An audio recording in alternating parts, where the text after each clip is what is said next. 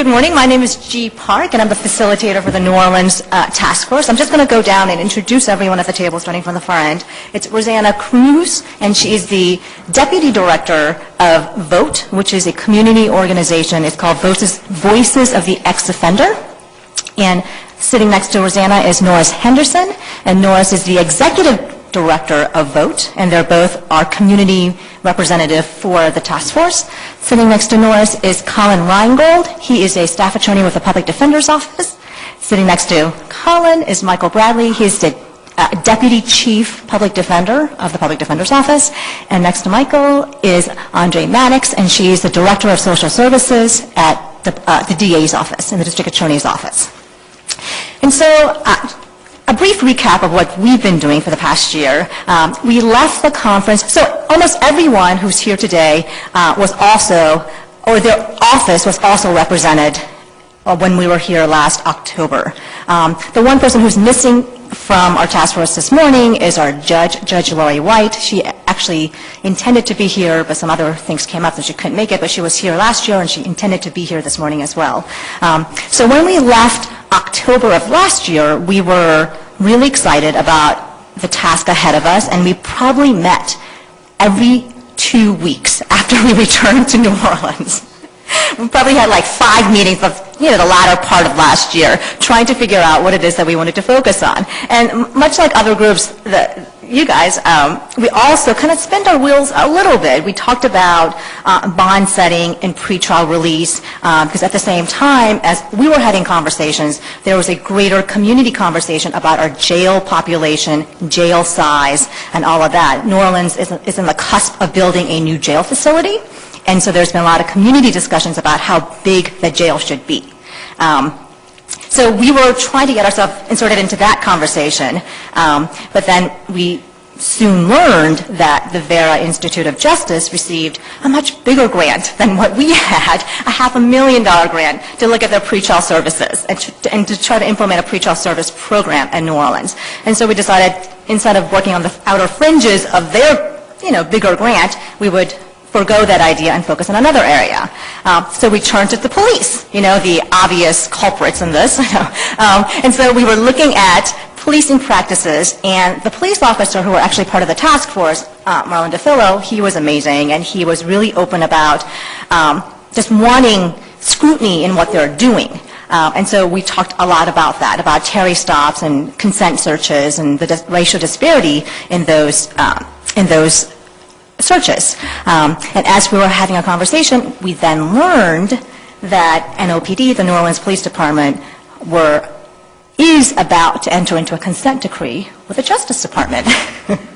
And so, that being the case, again, we were going to be on the outer fringes, outer fringes of trying to work a reform when the DOJ is coming in to clean up or, do their thing with NOPD. And so, at around this time, I think Cynthia came down. I think this was like in mid-December. And she said, what are we doing? And we explained to her how we've been spinning our wheels. We had these great ideas, great reform agendas, but realizing that there were other organizations, other groups coming in and working on those issues as well. And we started talking about diversion at that meeting. And part of the reason why we began to focus on diversion was that the judge, who's not here today, she had a diversion status day, the day that we happened to meet with Cynthia, and she was talking about how, as a judge in the criminal district court, that she didn't have enough information about diversion, about what the program was like, who was getting into diversion, and there was just lack of knowledge. And we realized the police didn't have any real knowledge about what was happening in the diversion program, and neither the public defenders. And so all of the criminal justice stakeholders who are in the system, who are trying to work with each other, didn't have information about a crucial program. And the district attorney, it's a new district attorney. He came into the office 2 years ago, and prior to becoming a district attorney of New Orleans, he was a criminal district court judge and an appellate judge, and then he got voted into as a district attorney. And when he was a criminal district court judge, he actually was one of the first judges to bring in drug court to New Orleans. He got a big federal grant, and he brought in drug court. And obviously, drug court was a post-conviction program, but he understood what it meant to provide services and treatment, obviously, to offenders and to people in need of treatment. And so when he came into the office, one of the first things he did was to revamp the diversion program. Now, his predecessor had a diversion program that many people complained about, and many people felt that it was a money-making operation. And there was a huge pay rate that you had to get into. You had to pay, to get into the program. And so there was a lot of dissatisfaction with that previous program. And so when Leanne Canizero, who's our current DA, when he got voted into the office, one of the first things that he did, and one of the first promises he made to the community, was that he was going to revamp the diversion program. And he did do that, and he was in the process of doing that, except the information about what he was doing wasn't being shared with the rest of the other stakeholders in the system. And so Cynthia and I went over and spoke with the first assistant and with also Andre that December and kind of explained what we were hoping to do. One, provide more information to other stakeholders about what it is that you guys are doing. Two, help us figure out whether or not there are anything that we can help you with, we can enhance the program with.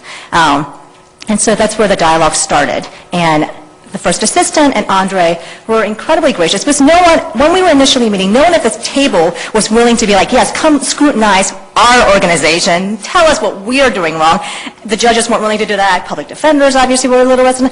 And so it was really a great opportunity for us to go talk to the district attorney and his first assistant, and for him to say, we are always interested in doing things better. We're always interested in making our programming better to serve more people. So with that start, what we did in February, we had an interim deliverable. Us too got the language, the vocabulary started.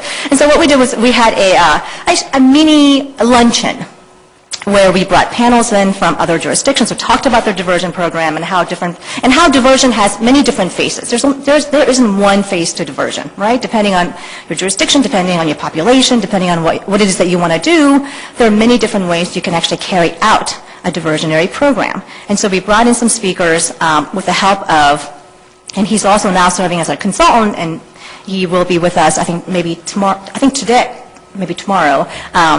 But he works with the pretrial services here in Washington, D.C. His name is Spurgeon Kennedy. He's our consultant. He's been working closely with us the last year. But he helped us, and Cynthia helped us put together a luncheon back in February where we brought in all the different speakers and invited our community leaders. And we're talking about city council people, we're talking about local organizations, judges, everyone, so that we can all be on the same level or same ground about what diversion is and what diversion can be, what diversion is currently, and to open the dialogue. And that was our initial foray into looking at diversion.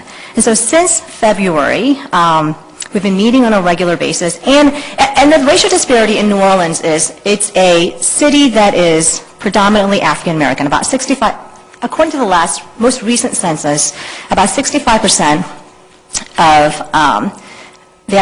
the city is African Americans, and about 35%, it's not wide, but there's about, I think, a growing Latino population that's almost 5%, and a small Asian population, which I believe is about 2%, and then the rest is white.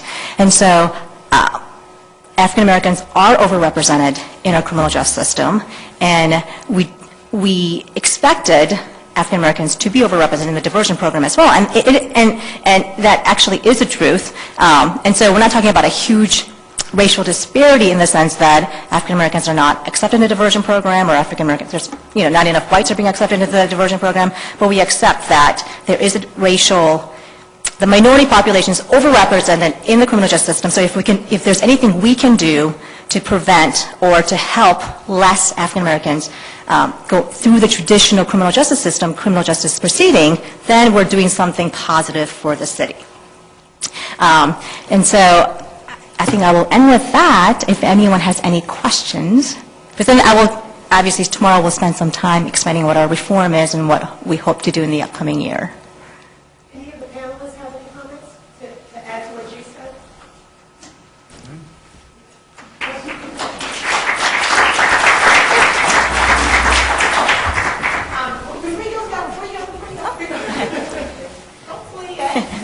One of the things that we encountered in New Orleans, and different than the other projects, is the fact dealing with a specific racial disparity. We're dealing with a program that exists, that's functioning. In fact, many of us would say Andre's doing too good of a job with respect to some of the population because she has a master's in social work. She employs, 3 or 4 other social workers? Actually, I have a master's in counseling. I'm a licensed professional counselor and a marriage and family therapist. But I have master's level counselors and social workers in all my divisions. In diversion, I have 7 master's level counselors and social workers, 3 of whom are licensed with my adult population and 2 for my juvenile population. And so not many diversion programs in the country have that kind of pedigree, right? They're actually capable of providing therapy, drug treatment, ongoing individual counseling, group therapy, and they provide those services for a segment of their criminal justice population. As a result, they can't serve hundreds and hundreds of people because they can't provide the services. So one of the things we've been talking about is there a way to, in addition to providing that level of services for one segment of the population, to provide some lesser level of services for folks who aren't as needy and expand the number of people who can be diverted. But the program itself, one of the things we've been trying to do is advertise it a little bit more because I think as a result of the fact that it's operating in the DA's office and it's not really advertised, not even on the website, it has a general description of it. I think the judges and the prosecutors and other folks in criminal justice system became suspicious of it. And it kind of got this, like, it's arbitrary and it's racist and all of these things were happening, none of which turned out to be true. But because no one knew what was going on, the judges would say, I don't know why this guy's in diversion and how long it's going to be, and it's been going on forever, and I don't know what they're doing.